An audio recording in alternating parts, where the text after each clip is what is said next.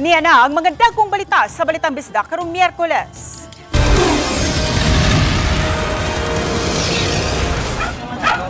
Patay ang 19 anyos nga babae, human giluba siyang 22 anyos nga kanhi kapuyo. Biker ug multi-cab driver nagsumbagay kilid sa karsada sa Lapu-Lapu City. Sikop ang costume broker human gireklamong nangilkil aron ma-release ang shipment. Og halapad nga pagbaha na sinati sa pipila ka dapit sa Metro Cebu. Kini ang GMA Regional TV, Balitang Bisdak. Maayong hapon, ako si Cecil Kibod Castro.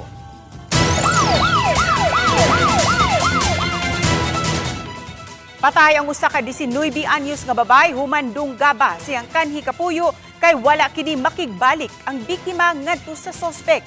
Nahitabo ang krimen sa Sitio Sunflower, Barangay Tisa, Cebu City. Ano ang report ni Alan Domingo?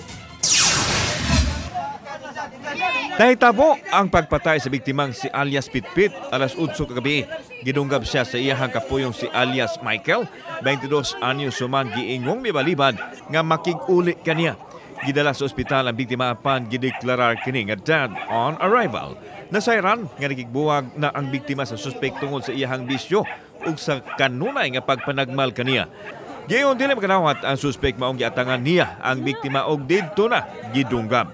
Nakapangay pa og tabang ang biktima nga nakit-an na lang sa iyang silingan ang nagkadugo nga lawas niini. Nga naman na. Pag anak na ko, dagam siya dugo sa paa kung nakitaan kinikit mo diri.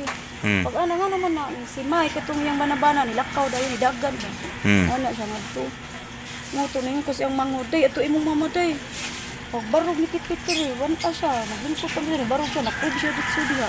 Parang ipangita karon sa kapulisan ang suspect nga nagtago-tago na human sa gihimong krimen. Nag-conduct ato ang kapulisan at this time og hot pursuit ani nga mao nga suspetsado. Anyway, nailhan man ni siya sa pamilya sa babae as well as sa mga silingan nila. So it's just a matter of time nga to ang madakpan ni siya. Kauban si Clover Lumayag, ako si Alan Domingo. Balitang Bisdak. Nadakpan sa mga sakop sa NBI ang usa ka customs broker nga gipasangin lang nangilkil og libuan ka kwarta aron ma-release ang kargamento sa usa ka kompanya. Ang detalye ni Nico Sereno. Girumbo sa personnel sa NBI ang opisina sa ilang target sa Barangay San Roque, Cebu City. Nakadawat sila og reklamo batok sa giingong customs broker nga giyong mipasalig og areglo para ma-release ang shipment sa usa ka kompanya. Nakabayad ang kompanya og package fee nga moabot sa 561,000 pesos aron makuha ang container van gikan sa abroad nga ang sulod used vehicle replacement parts. Apan giingong mi-demand og laing 163,000 pesos ang suspect. Nag-demand siya ng additional charges. Mali ito, ang contention sa company is that di man na mo sala. Kaya ang ipang charge niya is ganing nag-overstay ang container sa yarda or sa customs. Gipasakaan og kasong estafa ang dinakpan. Manifest niya ang modus nga i-detain ang dokumento para makademand siya more money. Sa pakighinabi sa mga sakop sa media, ang suspect mibarog lehitimo ang iyang gibuhat og lisensyado siya nga broker. Matud niya, nadugay pagproseso ang kargamento maong nadeklarang abandonado kini buot pasabot mas dako og bayronon. Gibarugan niya walay binuang sa nahitabo. Walay estafa gyud nahitabo. Asa may estafa na with may resibo. Nay resibo gyud. Siguro in proper venue ma-prove na po ang liquidation itself. Nico Sereno, Balitang Bisdak.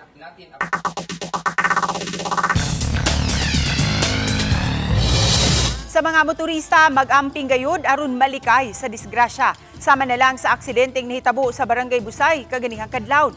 Nahuli kam ang panghitabo, din makita gayud ang pagdasmag sa motor sa railing sa Trans Central Highway. Sa kakusog sa impact, nakaangkon matud pa og grabing angol ang nagmaneho sa motorsiklo nga nagpaalim sa tambalanan. Posibleng nakatulog ang driver samtang nagmaneho sa iyang motor hinungdan sa nahitabong aksidente. Sa Lapu-Lapu City, lamok-lamok tali sa usa ka siklista ug sa usa ka multi-cab driver nakuhaan og video sa usa ka netizen. Si Luar Mirundina sa report. Dugay ang mga motorista nga nagsubay sa Maximo Patalinghog Jr. Avenue, Barangay Basak, Lapu-Lapu City, nunot ni ining duha ka mga lalaking nagsumbagay daplin sa karsada. Sa video nga kuha ni Ana Sheila Batusin, makita nga namudmud sa yuta ang naong sa usa humanakuptan ang iyang buhok. Pipila ka gutlo, nauwang rahinoon ang duha, humanangabot ang mga sakop sa Lapu-Lapu City Police Office. Mismong ang Deputy City Director for Administration sa Lapu-Lapu City Police Office nga naagi sa dapit, nakabadlong sa duha o gidaki ni ngadto sa Police Station 4. Nasayran nga ang lalaking nakuptan ang buhok, nag-edad og 40 anyos ug usa ka aircon technician kinsa taga Barangay Basak ug nagmaneho sa iyang pribadong multicab ni adtong higayuna. Samtang ang usa ka lalaki, nag-edad og 35 anyos, construction worker taga Marigondon, gasakay sa iyang bisikleta ni adtong higayuna. Base sa investigasyon sa Lapu-Lapu City Police, parehong nagsubay sa samang lane ang duha. Dihang ni overtake ang multicab, gikatahong diriyot masaghiri ang siklista. Habit kong madumbol sa iyahang sa side driver. Karon kay suko man siya, ma'am. Ako, siyempre, ako nisagit ko kay habit ko. Karon kay ni suko man sa doon siya, ma'am. Dinan man ko niya, ma'am, nga bugo man ka. Karon, ma'am, kay ninaw ko sumbay ako, gusto ko mag-istorya niya. Gagit mo ko niya nun, ma'am. Ikaw, bigyan ako, nga akong gitudlo-tudlo. Tapos, ginginan ako siya nga, ay kong tudlo-tudlo, kaya marami kang nakaminot na ko. Sa may gusto ni mo, kumbagay. Ni ko man siya nga, kumbagay, ako to nga, kumbagay ni. Hinoon matod sa Lapu-Lapu City Police, nagkasettle ra ang duha. Considering ang katong kaso nga physical injuries is mo-fall sa barangay level, indoor sila sa barangay pero it so happen nga wala na sila mo adtog barangay kay sa station pa lang nagsettle na sila daan. Uban ni Godfrey Rilien, Luan Merondina, Balitang Bisdak.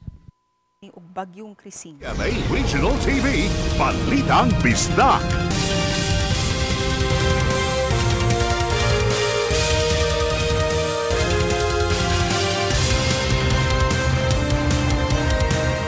Kini ang GMA Regional TV, Balitang Bisdak. Nagkaariglo na ang driver ug ang mga kabanay sa babay nga namatay human malatayi sa usa ka truck sa Mandawi City kagahapon. Ani ang report ni Nico Sereno. Makapakugang ang video nga nakuhaan sa netizen kagahapon dihang gisuwayan pagsalbar ang babae nga na-trap ug napiit sa ilawom sa usa ka prime mover. Gikumpronta sa motorcycle rider ang driver sa truck. Nasayran nga namatay ang babaeng angkas sa motorsiklo tungod sa iyang nahiaguman. Samtang gihold sa Upaw Police Station ang driver sa truck. Sa investigasyon sa PNP, slow moving ang ilahang dagan nila. One direction naman siya si motorcycle and si truck. So ni overtake si motorcycle kay plano ni siya nga mo right turn. So sa iyahang pag right turn dito siya naigo sa truck nga ang driver sa truck nga wala nakabantay sa part sa katong sa driver sa truck, dili niya makita kay medyo ubos naman, taas man siya. Auhag sa kapulisan, mag-amping kanunay sa biyahe. Ug timan ansab, labi na sa mga dagkong sakyanan, dunay blind spot ang driver tungod sa kataas sa ilang gimaneho. On the part sa mga motorcycle no na dapat ang ilaha sa pod nga kuan na lang sila sa sakto nga lane and distansya gyud siya sa lain na mga vehicles and especially nga mo kuan jud siya og direction light niya para maka-give warning sa part po sa truck nga distance jud and i-check jud siya, careful jud siya.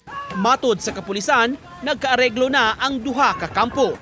Miabaga sa ilang tulubagon ang driver sa truck sa pamilya sa namatay. Gikatakdang ma-release na ang driver gikan sa prisuhan. Nico Sereno, Balitang Bisdak.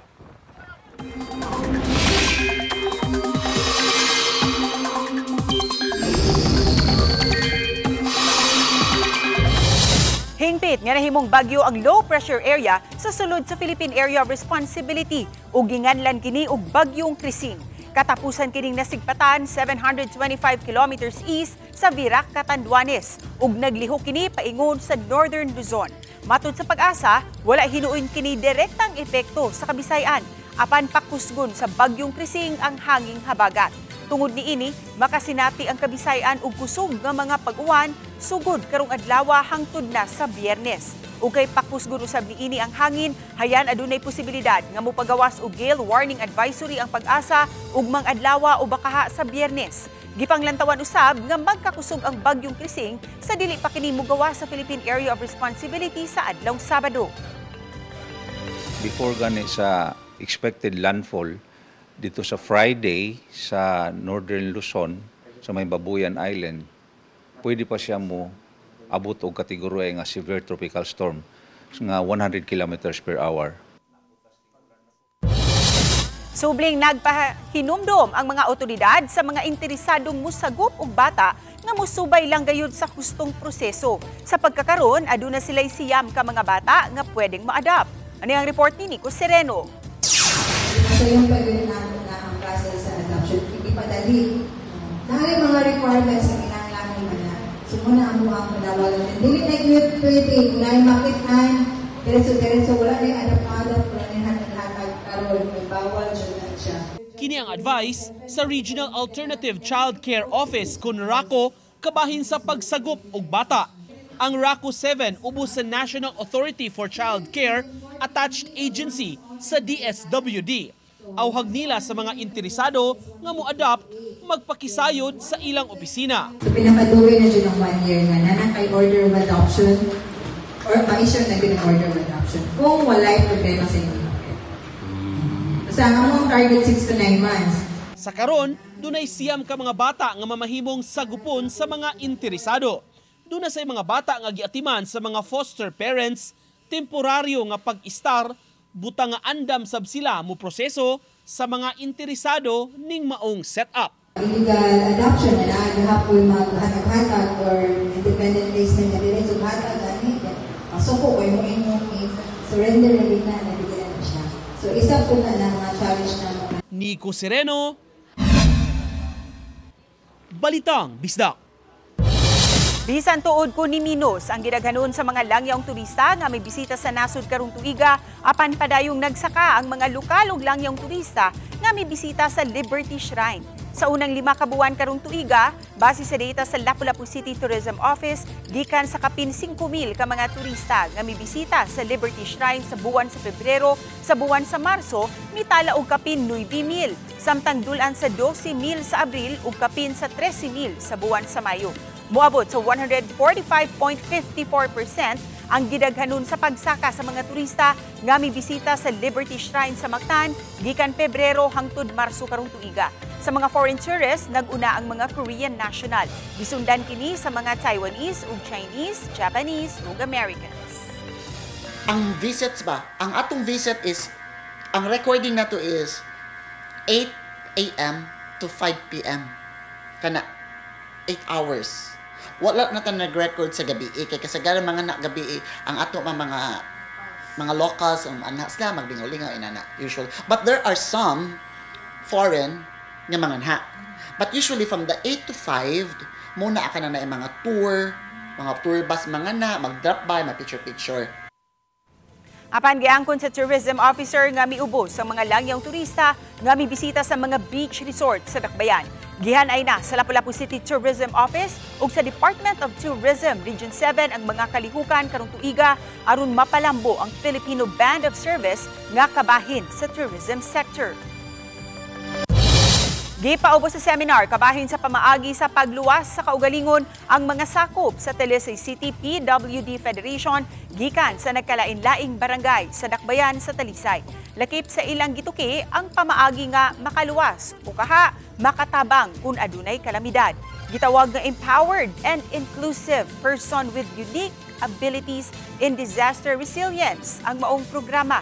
Matud ni Joshua Mihinay, ang Assistant Training Officer sa Talisay City Disaster Risk Reduction, ngam nakig-alayon kanila ang PWD Federation isip kabahin sa ilang pag-obserbar sa 47th National Disability Rights Week. Giisip man nga hagit, apan tinguha nila nga mapaubos gayud sa training ang mga sakop sa PWD Federation. Unique abilities, actually we don't call us with disability, no, unique type of ability. So for mobility impaired, how they manage in times of earthquake,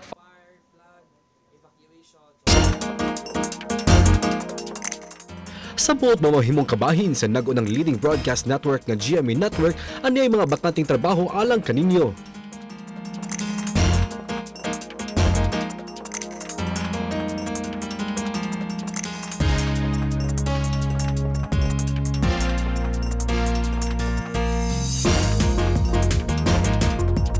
Sa mga interesadong aplikante, mamahimong bisita sa careers.gmanetwork.com alang sa dugang detalye. Kini ang GMA Regional TV, Balitang Bisdak.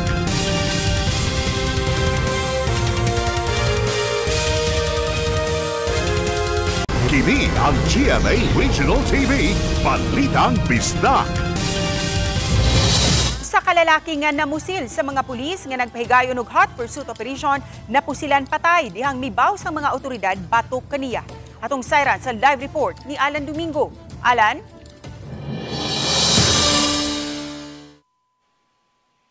Sas nahitabo ang engkwentro kay nabuntag sa barangay Suba, diin namatay ang subject sa hot pursuit operation o gikaangol usab sa usa sa mga pulis nga miresponde sa Station 6. Ang nagkalas mao si J. Mark alias Imat Arnaiz, singkod ang panuigon, human na baslan sa motoridad atol sa gipahigayong hot pursuit operation diin siya ang subject. Si Arnaiz ang gitumbok nga usa sa mipatay kang Ricardo Igot gahapon sa kadlawon sa barangay Suba sulod sa usa ka internitan. Nasigpatan matud pa ang subject og mipahigayon dayon og hot pursuit operation apan pag-abot sa mga otoridad sa dapit og ang usa kanila nagpailang pulis, diretso kining namusil. Nabaslan kinis mga pulis, nadalas tambalanan apan nakabsan sa iyang kinabuhi ang subject. Siya gyud ni una og engage sa ato ang kapulisan, and that's why walay rason nga dili mo depensa ang ato ang kapulisan. Samtang naigo ang usa ka responding policeman, katulo ka higayon. May na lang kay nagsulob kini og bulletproof vest. Diin naungot pa ang mga slag samtang nakalusot ang usa ka slag ug nakapingis sa iyang lawas. Naka-confine karon ang pulis sa usa ka tambalanan ug ana-anas luwas nga kahimtang. Gibisita siya ni Police Colonel Enrico Figueroa kinsa mo rekomendar nga hatagan og medalya ng sugatang magiting tungod sa kaisog nga gipakita nini. Aside from sa financial support at yung continuous support sa mga gamot niya, ay bibigyan din siya ng medalya ng no less than our regional director will give you kanyang medal. Kami po dito sa RMDU 7 sa pamumuno po ni OIC namin na si Police Lieutenant Colonel Marilyn P. Ignacio po ay muli po naming sinuri, inasikaso at binigyan po ng mga karagdagang gamot yung ating pong personnel, PNP personnel na talaga pong ginawa ang kanyang tungkulin. Gipadayag sa pulis nga ikaduha na niyang kinabuhi maong dako ang iyang pasalamat nga makapadayon siya sa serbisyo sa mga nagkinahanglan. Nag-cross kita mong buwan, aming duha ba? Yung una-unahan ka niya, Pagpusin? Pailam ko niya una, pagpailan ako. Tira siya. Ang laking tulong ng mga best natin, yung mga body armor natin na binibigay ng PNP.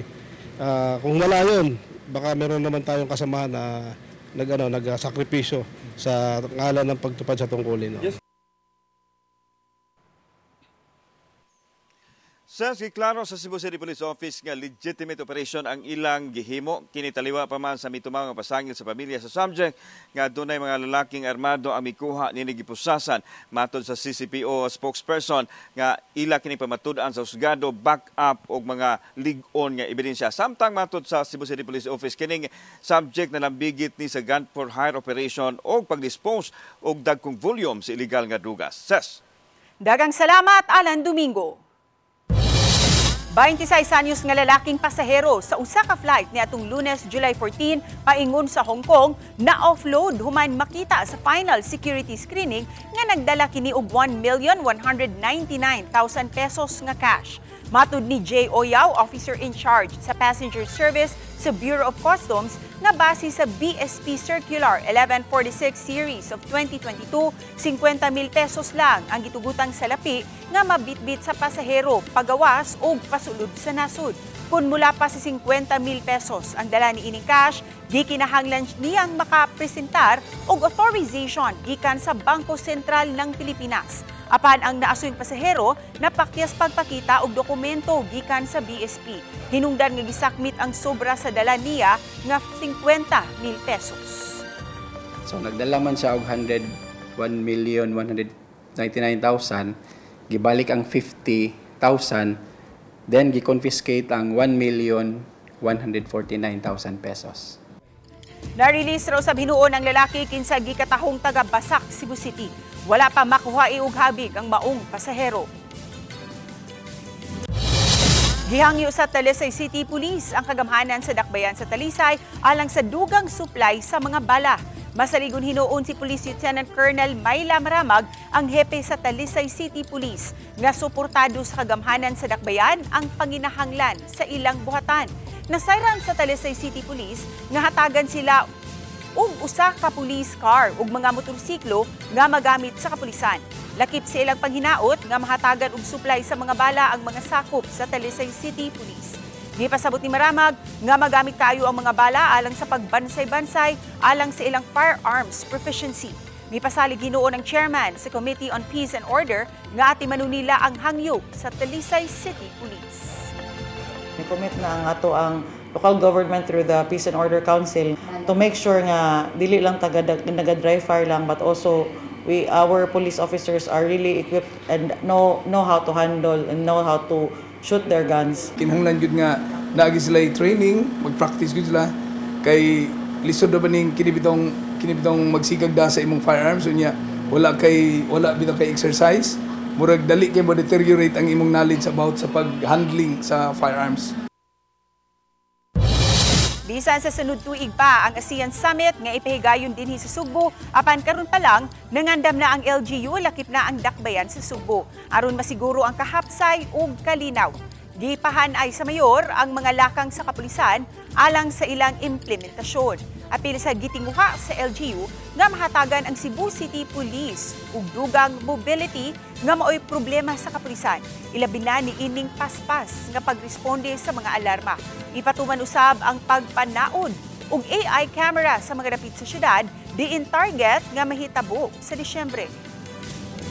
Ang Committee on Police with Paul unsaon nato pag-coordinate the moment mo press siya kay muram na siya radyo, isit padung dito sa atong diretso sa police or padung sa atong center. Human sa unom kabuuan nga evaluation sa solid waste management sa Talisay City, giila nila ang cleanest ug greenest barangay ug eskwelahan sa Talisay City. Gihimong basihanan ang physical conditions, well-maintained green areas ug support system pinaagi sa mga proyekto o pinaagi sa mga school contest.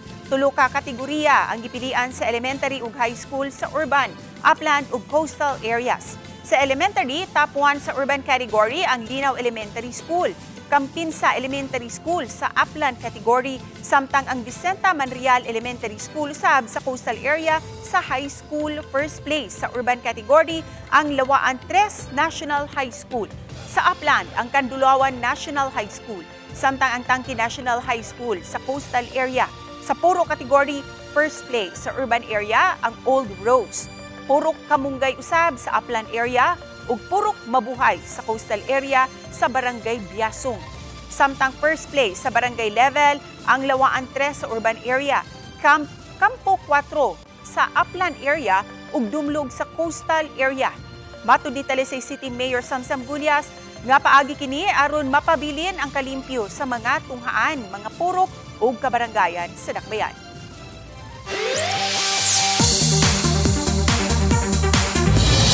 Karong gabi sa Encantadia Chronicle Sangre, inanay nang nadiskurbihan ni Tera kinsa gidala ni Bianca Umali nga gawas sa iyahang gahom nga makahinabi ang mga mananap. Nasayran usab niya nga aduna siya'y kusog nga dili pang ordinaryong tao. Kini human wala tuyo ang matukmod ang iyang nakaaway. Samtang sa Encantadia, nagkatago na sila Adamus nga gidala ni Calvin Miranda ug si Flamara nga gidala ni Faith Da Silva. Dinhi nakita ni Flamara nga adunay mailhan si Adamus nga usa sa mga tighupot sa mga brilyante. Sundan tang nagkanindot nga mga eksena sa Encantadia Chronicles Sangre alas 8 sa gabi pagkahuman sa 24 oras. #Encantadia Feels ang nabati sa mga netizens sa duet sa duha ka mga magtutudlo sa Katigbian, Bohol.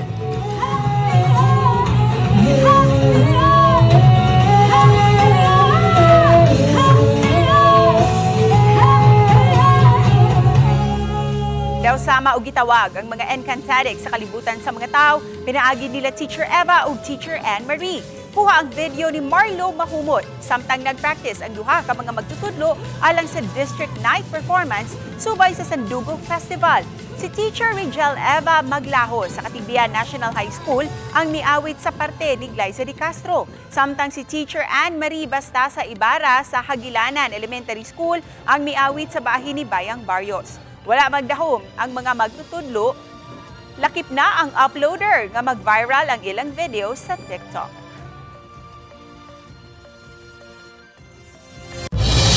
Halapad nga pagbaha ang nasinati sa dakong bahin sa Metro Cebu karon lang hapon. Kinihuman sa pagbunok sa kusog kaayo nga uwan. Ani ang report? Usa sa apektado ang downtown area nga daling nasanapan sa tubig baha. Labi na sa Daan Colon, kundi daghan ang nanga-stranded. Kining motorsiklo, gihandos na lang tungod sa kataas sa tubig. Mas daghang motor usab ang giparking nilang una sa taas-taas nga bahin. Apan kung dunay mga sakyanan nga naglisod pagsungasong, na usa ka tartanilya nga yano ra kaayo nga milahos sa karsada. Bisan sa uwan, padayon ra gihapon ang biyahe. Sa laing kuha ni Christine Tulid, ang bahin sa Junquera Street daw nahimo ng sapa kun tan-aon. Labihan kakusog sa bulog sa tubig nga nakaanod sa ubay-ubay nga mga basura. Samtang kuha kini sa usa ka netizen nga na-stranded sa usa ka tindahan sa Colon Street. Puliki ang mga staff pagpugong sa tubig nga makasud gikan sa daan paingon sa establishmento.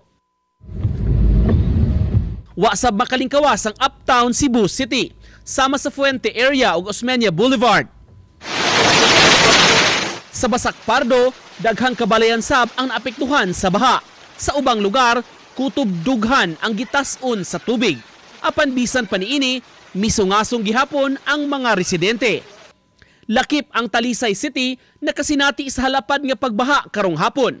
Gawa sa usa ka eskwelahan sa Tabunok, napugos sa pagsungasong ang mga tao aron makalabang. Samtang sa unahang bahin niini, sakop na sa barangay Lagtang, makita sa video nga kuha sa netizen nga nisud na gyud ang tubig baha sa mga tindahan ug uban pang establishmento. Gani na pay mga nipugos pag-agi nga mga motorsiklo na pagngan, hinungdan nga giguyod na lang kini. Sa Mandaue City, daghang lupa nga bahin usab ang naapektuhan. Sama sa Daan AS Fortuna, nag-abiso ang City Command Center sa mga lugar nga dili maagian sa mga sakyanan atol sa pagbunok sa kusog kaayo nga uwan karong hapon. Samtang sa Lapu-Lapu City, pipila kadapit sab ang gipangbahaan. Sa barangay Basak, daw dagat na ang itsura human sa kusog nga uwan kaganiha. Paghulagway pa sa usa ka netizen, Bahasak Beach Resort na kuno kini karon. Uban ni Clans Gabutin, Nico Sereno, Balitang Bisdak. Kami ang GMA Regional TV Balitang Bisdak. Kinatibuk ang puwersa alang sa mas dakong misyon ug mas halapad nga pag-alagad sa nasod. Mayong hapon mga kapuso.